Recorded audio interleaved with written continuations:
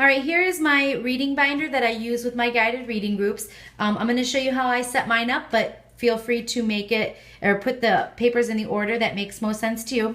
I always have a zipper pouch in any binder that I use with my students. It's easy to, everything's here. I don't have to go searching for it when it comes time for my guided reading groups.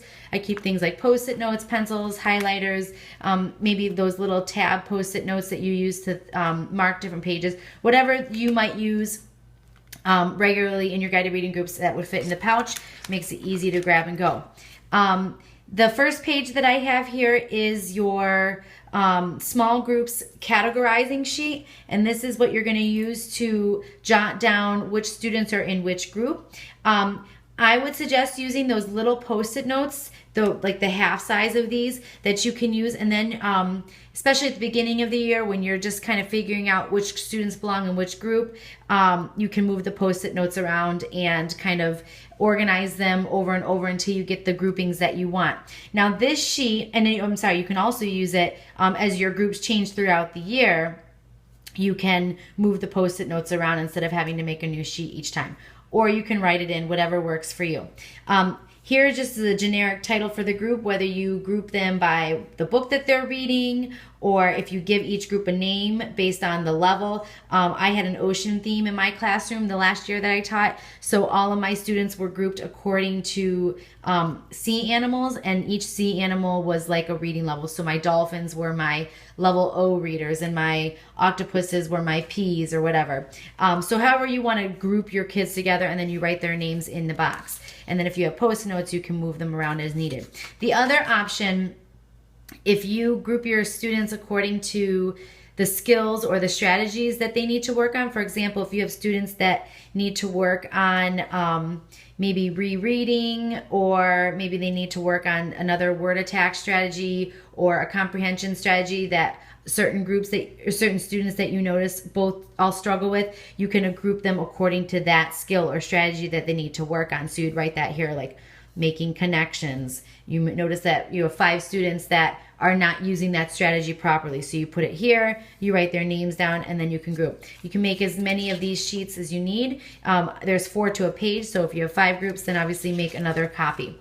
The other page that I have in this first section is the reading progress graph. Now you'll notice that this looks very similar to the one that is in the students' reading notebooks. So I just made this for the teacher. If you wanted to have a copy yourself of the graphing, then you could have one. You just put the student's name on here, and you would make a copy of this for each student and then level it up. So if you're in like 2nd grade, you would put the level here that is the base level that your students are working at, and then work it up to however high they would traditionally go in 2nd grade. So there isn't 26 slots here. If you're using, like, for example, the A to Z system, there isn't 26 rows here because you're typically not going to have a class that ranges all the way from A to Z. So I just put in enough here to fill the page so that you can have a wide range. And you're going to write that in, and then down below here you can see you write the date every time that you track their reading level, whether you give them a new assessment or you are just informally moving them up based on your observations. You would date it and then graph it.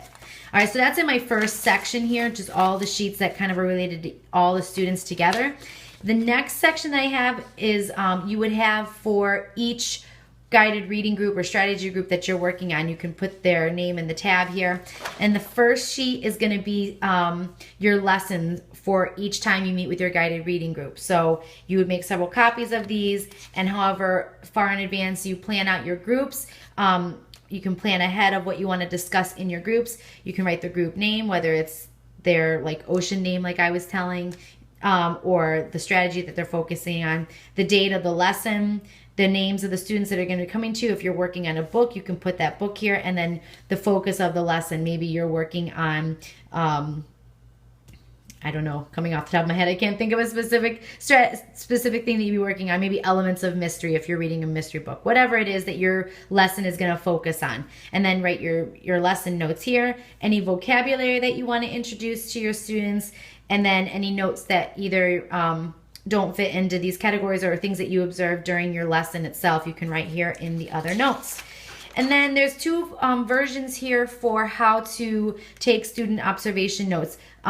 you can do this in your guided reading group. You can also use these sheets specifically at the beginning of the year if you're just trying to kind of see where your students are at. This one has 2 students per page, and you'd make as many copies. Or if you want to do a separate sheet for each student, I have 2 boxes here, and then you're going to have the student's name across the top. So however you want to organize that. If you want to have a section where you can have all your students in one spot, you would use this one. But if you wanted to isolate it per student, you would use the other one. So any informal observations, and then as you're looking over those observations, you can write down any goals that you think might be good for them. And then by reviewing this, it might help you then figure out which group you want the students to be in.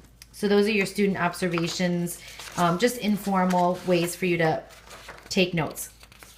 All right, then the next page is the word attack strategies.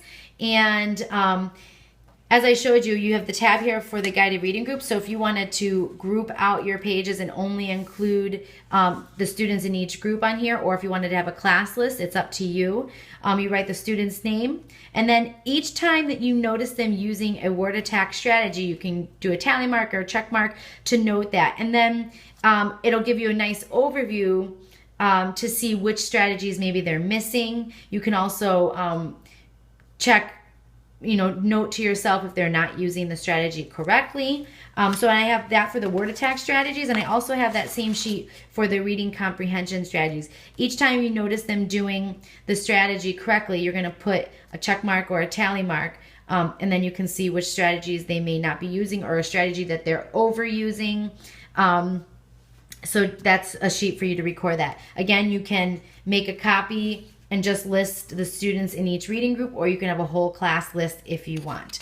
So those are just some of the sheets that I use in my teacher's book for my guided reading groups.